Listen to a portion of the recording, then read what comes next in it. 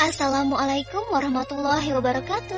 Selamat datang dan mendengarkan kembali di audiobook novel yang berjudul Pelangi Berselimut Awan, buah karya dari Kolom Langit. Episode ke-36, Pulang. Selamat mendengarkan. Lebih dari 2 bulan lamanya Awan menjalani perawatan di rumah sakit. Dalam kurun waktu itu pula, Pelangi tak pernah meninggalkannya lebih dari 3 jam. Ia hanya sesekali pulang ke rumah untuk membuatkan makanan kesukaan sang suami, yang terkadang kehilangan selera makan akibat jenuh menjalani serangkaian pengobatan dan terapi. Bahkan Awan pernah putus asa dan menyerah akan kondisinya. Namun Pelangi selalu mampu menanamkan pikiran positif yang mampu membangkitkan semangat suaminya. Dan hari ini, Awan sudah dinyatakan membaik dan telah diizinkan pulang oleh dokter. Pelangi sedang memasukkan beberapa lembar pakaian ke dalam sebuah koper ketika Ibu Sophie dan Ayah Ferry datang. Melihat kondisi putranya yang semakin membaik, Ibu Sophie pun tak dapat menyembunyikan rasa bahagianya. Berulang-ulang ia memeluk Pelangi sebagai wujud rasa terima kasihnya.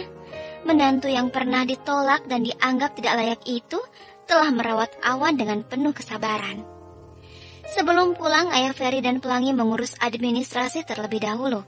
Sementara Awan menunggu bersama Ibu Sophie di kamar. Awan, untuk sementara kalian akan tinggal bersama ayah dan ibu sampai kondisi kamu benar-benar pulih. Kalian kan cuma berdua di rumah.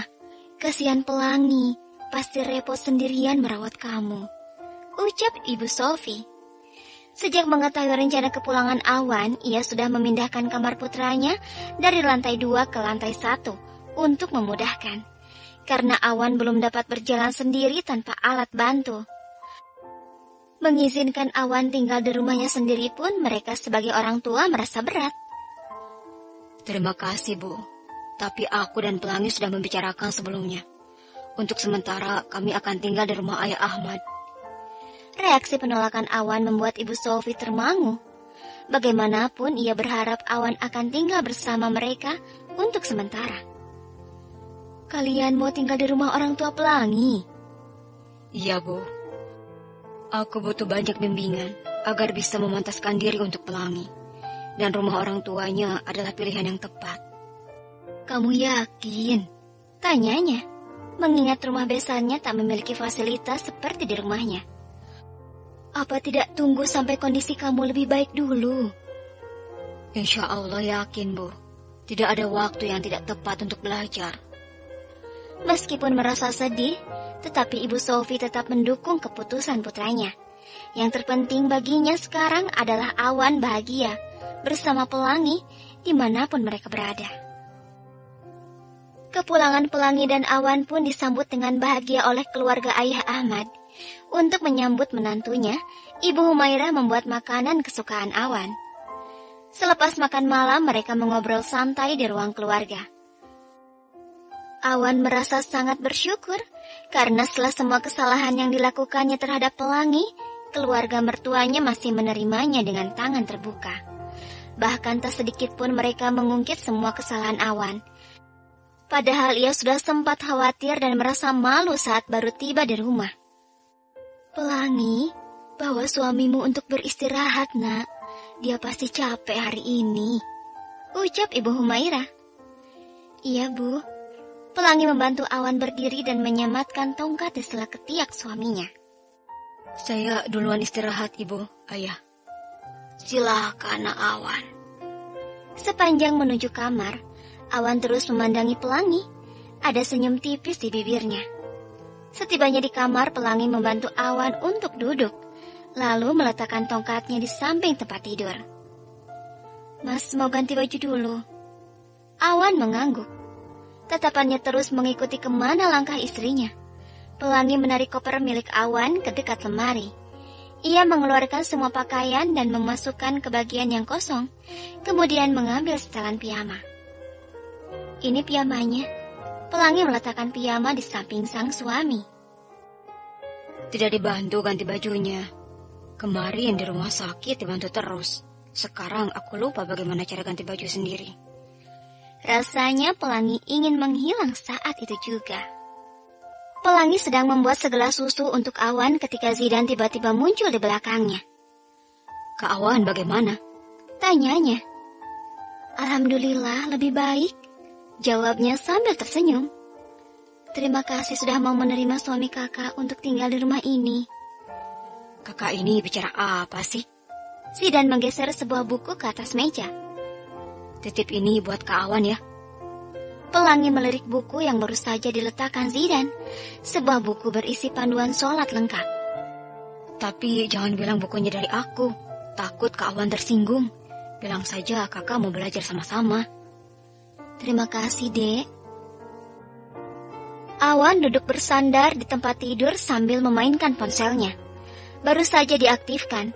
Sudah banyak pemberitahuan panggilan tak terjawab dan juga pesan dari nomor asing. Seperti hari-hari sebelumnya, Awan sudah mampu menebak. Ia membuka beberapa pesan masuk dari nomor asing yang kemudian ia ketahui berasal dari Priska. Bahkan ada beberapa foto kebersamaan mereka di masa lalu yang sengaja dikirim melalui pesan bergambar. Mau apa lagi sih? Awan mendengus frustasi. Entah sudah berapa kali harus memblokir nomor asing yang kerap menghubunginya. Rupanya mantan kekasihnya itu masih mengharapkannya.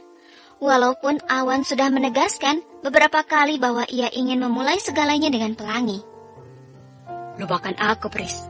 Semua sudah berlalu. Semoga kamu mendapatkan jodoh yang lebih baik dari aku. Maaf, sudah membuat kamu kecewa. Isi pesan yang dikirim Awan sebelum akhirnya kembali memblokir nomor tersebut. Ia juga menghapus beberapa foto kebersamaannya dengan Priska, karena akan menjadi masalah baru jika nanti Pelangi menemukannya. Kayaknya gue harus cepat ganti nomor. Pria itu mematikan ponsel. Ia pikir harus segera mengganti nomor telepon, karena sepertinya Priska masih belum bisa merelakannya bersama wanita lain. Beberapa saat kemudian, pintu kamar terbuka, disusul kemunculan Pelangi dari balik pintu dengan membawa segelas susu dan sebuah buku di tangannya. Waktu seakan terhenti ketika keduanya saling menatap dalam keheningan. Awan bahkan tak kuasa memalingkan pandangannya dari wajah sang istri. Untuk kedua kalinya, ia melihat Pelangi tanpa khimar. Pelangi menutup pintu kamar dan membuka jubah piyama yang membalut tubuhnya, hingga menyisakan piyama dress berbahan satin yang menampakkan lekukan tubuhnya. Awan semakin berdebar, satu hal yang terlintas dalam benaknya. Ada kecantikan alami yang selama ini tersembunyi di balik pakaian tertutup dan khimar. Awan pun menyadari keberuntungannya, karena hanya dirinya yang dapat menikmati keindahan itu. Pelangi menundukkan pandangan saat menyadari Awan menatapnya tanpa berkedip. Mendadak wajahnya bersemu merah. Kemari sebentar. Awan mengulurkan tangannya. Pelangi mendekat, meletakkan gelas susu dan buku ke atas meja dan menyambut uluran tangan sang suami. Itu buku apa? Tanya Awan. Buku panduan sholat. Aku mau belajar lebih baik lagi, jawab Pelangi. Kamu juga masih butuh belajar, ucapnya tak percaya. Sebab setahunya, Pelangi adalah wanita yang sangat taat dan mengerti tentang sholat. Tidak ada kata cukup untuk belajar, Mas. Kita akan belajar sama-sama ya.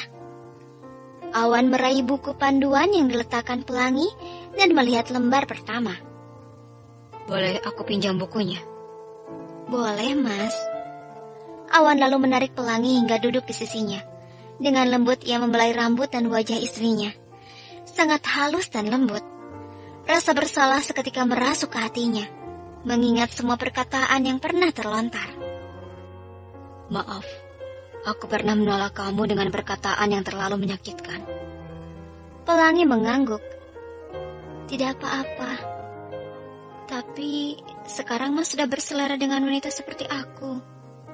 Sangat, jawabnya. Bukan hanya karena keindahannya, tapi dari cara kamu menjaga dan merawatnya. Hanya seorang suami yang berhak untuk menikmati keindahan istrinya, balas Pelangi. Awan tersenyum. Sayangnya kakiku belum mendukung. Kalau tidak, mungkin kamu harus bersiap. Selain itu, aku masih harus memantaskan diri untuk kamu. Semakin merah saja pipi pelangi. Awan mendekatkan wajahnya hingga menyisakan jarak 1 ruas jari. Hal yang membuat pelangi semakin berdebar dan refleks memejamkan matanya. Meskipun pencahayaan kamar redup karena hanya lampu tidur yang menyala, namun Awan dapat melihat wajah pelangi yang memerah. Awan baru saja mencium bibirnya dengan gerakan yang lembut. Awan menatap langit-langit kamar. Sudah hampir 2 jam berbaring, namun belum juga tertidur. Kalau pelangi telah terbuai dalam mimpi indahnya, justru Awan belum dapat memejamkan matanya. Apalagi saat tanpa sadar pelangi bersandar di dadanya dan memeluknya seperti bantal guling, yang membuat jantungnya semakin berdebar. Lama-lama bisa kena sawan gue. Bersambung. Terima kasih sudah mendengarkan. Mohon maaf jika ada salah kata yang dah berucapkan. Sampai jumpa lagi di episode selanjutnya. Wassalamualaikum warahmatullahi wabarakatuh.